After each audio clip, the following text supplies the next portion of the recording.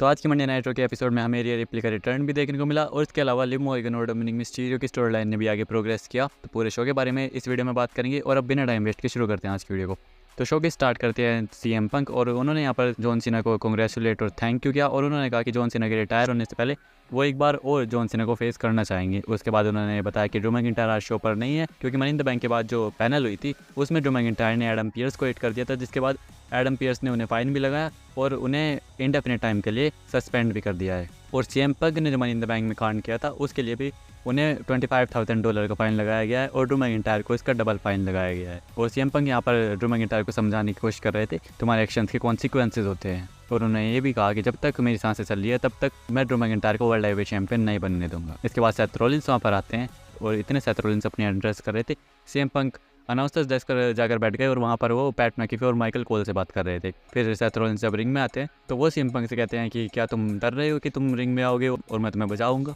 CM Punk इसके बाद ring में आते हैं और सेथ रॉलिंस ने यहाँ पर पूछा कि ये जो तुम बात कर रहे हो कि एक्शंस के कॉन्सिक्वेंसेज होते हैं ये बात सब पर अप्लाई होती है सिर्फ सीएम पंक के अलावा। उन्होंने कहा कि मुझे पता है कि ड्रू मैकिंटायर का मोटिव था कैश इन करना, लेकिन मुझे ये समझ नहीं आ रहा कि तुमने आकर क्यों मेरे मैच को रियून किया। और सेथ रॉलिंस ने यहाँ पर कहा कि मैंने तुम्हें पहले भी समझाया था कि मेरे बिजनेस के बीच में मत आओ। तो सीएम पंक ने कहा कि मैं तुम्हारे बिजनेस के बीच में नहीं आया, मैं अपने बिजनेस को हैंडल कर रहा था। फिर सीएम पंक यहाँ पर बेकी लिंच और सेथ रॉलिंस के डॉटर यूस के बारे में थोड़ी बात स्टार्ट कर देते हैं। फिर सेथ रॉलिंस ने उन्हें वहाँ पर ही रोक दिया कि मेरी फैमिली के बारे में बात मत करो, ये ठीक नहीं होगा। उसके बाद सीएम पंक ने कहा कि ड्रू मैकिंटायर मेरा ब्रेसलेट लेकर घूम रहा है जिसमें मेरी वाइफ और मेरे डॉग का नाम लिखा है। और इसके बाद सीएम पंक ने सेथ रॉलिंस से अपोलोजाइज भी किया क्योंकि उनकी वजह से ही सेथ रॉलिंस वर्ल्ड चैंपियनशिप नहीं जीत पाए। इसके बाद सेथ रॉलिंस ने सीएम पंक से कहा कि मैं तुम्हें यहीं पर बजाता, लेकिन अभी तुम मेडिकली क्लियर नहीं हो तो मैं अभी तो तुम्हें कुछ नहीं कह रहा हूँ, लेकिन जब तुम पूरी तरह से क्लियर हो जाओगे तो मैं तुम्हारे आर्म को फिर से तोड़ने वाला हूँ और तुम्हें वापस शेल्फ पर रख दूंगा। इसके बाद सेथ रॉलिंस वहाँ से चले जाते हैं। इसके बाद हमें बैक स्टेज दिखाया जाता है कि डोमिनिक मिस्टीरियो एडम पियर्स के पास जाते हैं और वो यहाँ पर कहते हैं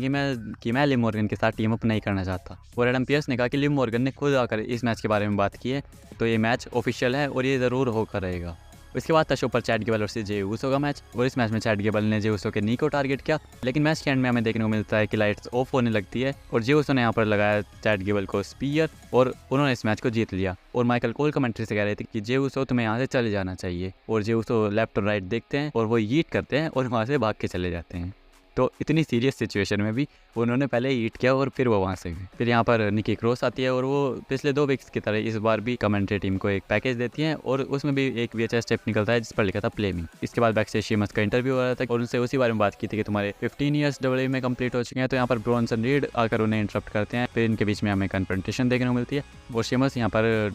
ब्रॉन्सन रीड से फाइट करने की बात करते हैं। तो ब्रॉन्सन रीड ने कहा कि मैं तुम्हारे से कभी भी फाइट कर सकता हूँ सिर्फ आज को छोड़ के, क्योंकि आज मैं तुम्हारी फ्रेंड पीट डन को फेस करने वाला हूँ। इसके बाद ब्रॉन्सन रीड और पीट डन का मैच होता है और इस मैच में हमें दोनों ही सुपरस्टार्स की तरफ से बैक एंड फोर्थ एक्शन देखने को मिला, लेकिन इन दी एंड ब्रॉन्सन रीड ने सुनामी लगाकर इस मैच को जीत लिया। और मैच के बाद भी वो पीट डन पर अटैक करने जाते हैं, जिसके बाद शीमस ने आकर उन्हें यहाँ पर सेव किया और इसके बाद शीमस पीट डन के गले लगने की कोशिश करते हैं, लेकिन पीट डन ने उन्हें धक्का देकर हटा दिया और वो यहाँ से चले गए। इसके बाद हमें बैक स्टेज देखने को मिलता है कि जजमेंट डे आपस में बात कर रही थी, फिर सेथ रॉलिंस यहाँ पर आते हैं और फिर डेमियन प्रीस्ट को छोड़कर जजमेंट डे के बाकी मेंबर्स यहाँ से चले जाते हैं क्योंकि डेमियन प्रीस्ट ने उन्हें वहाँ से जाने के लिए कहा।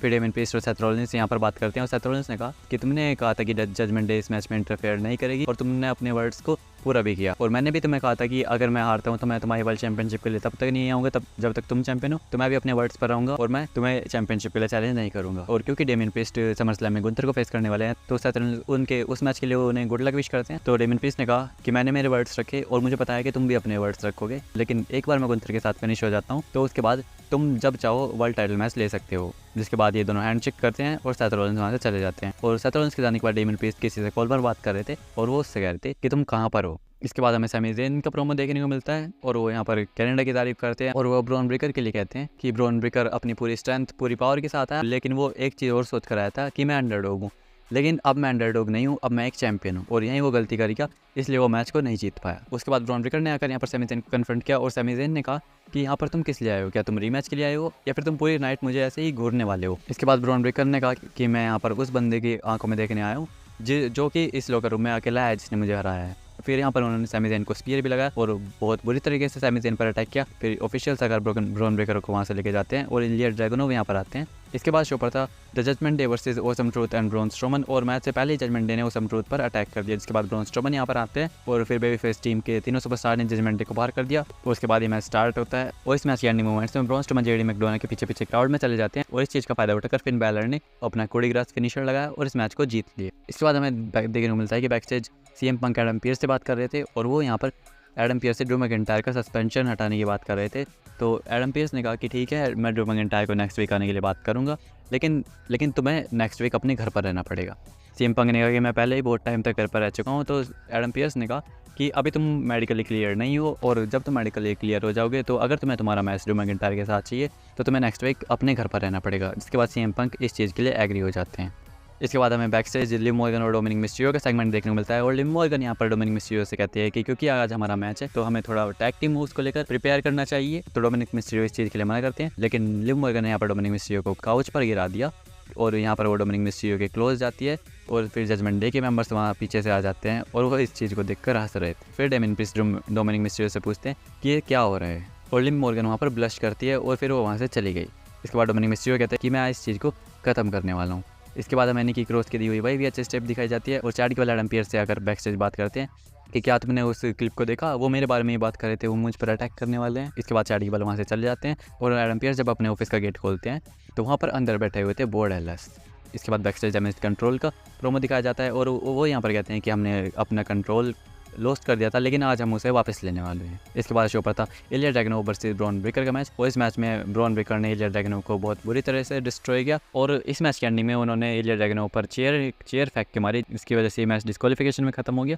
और यहाँ पर इलिया ड्रैगनोव के पैर से खून भी निकल रहा था, लेकिन वो अपना अटैक कंटिन्यू रखते हैं और सैमी ज़ेन यहाँ पर आते हैं और उन्होंने यहाँ पर आकर ब्रॉन ब्रेकर से फाइट की और ब्रॉन ब्रेकर ने इन दोनों सुपरस्टार्स को फिर से यहाँ पर मारा। इसके बाद था शो पर damage control versus Lyra Valkyria, Kayden Carter and Katana Chance का मैच और इस मैच को डैमेज कंट्रोल ने जीता। इस मैच में एक बढ़िया मोमेंट भी था जब इन सारे सुपरस्टार्स ने एक ट्रिपल सुप्लेक्स लगाया और मैच खत्म होने के बाद यहाँ पर हमें देखने को मिलता है कि ज़ोई स्टार्क, शेना बेजलर और सोनिया डेविल ने आकर डैमेज कंट्रोल पर अटैक कर दिया और फिर बैक स्टेज यहाँ पर इनका इंटरव्यू लिया जाता है और इंटरव्यू के बाद अनहोली यूनियन भी इन्हें यहाँ पर आकर कन्फ्रंट करती है। इसके बाद शो का main event Liv Morgan and Dominik Mysterio versus Rey Mysterio and Zelina Vega का मैच और इस मैच में दोनों एक टीम की तरफ से हमें एक बढ़िया परफॉर्मेंस देखने को मिली, बढ़िया back and fourth action in दोनों टीम्स की तरफ से देखने को मिला और इस मैच के एंडिंग मोमेंट्स में रे मिस्टीरियो डोमिनिक मिस्टीरियो को 619 लगाने जाते हैं लेकिन उन्होंने रे मिस्टीरियो के लेग को होल्ड कर लिया, जिसके बाद ज़ेलिना वेगा ने रे मिस्टीरियो को 619 लगाया। इसके बाद उन्होंने लिव मॉर्गन को भी 619 लगाया था, लेकिन मैच के एंडिंग में हमें देखने को मिलता है कि लिव मॉर्गन रिंग के अंदर एक स्टील चेयर फेंक देती है और इसकी वजह से रेफरी डिस्ट्रैक्ट हो जाता है और डोमिनिक मिस्टीरियो ने रे मिस्टीरियो पर स्प्लैश लगा के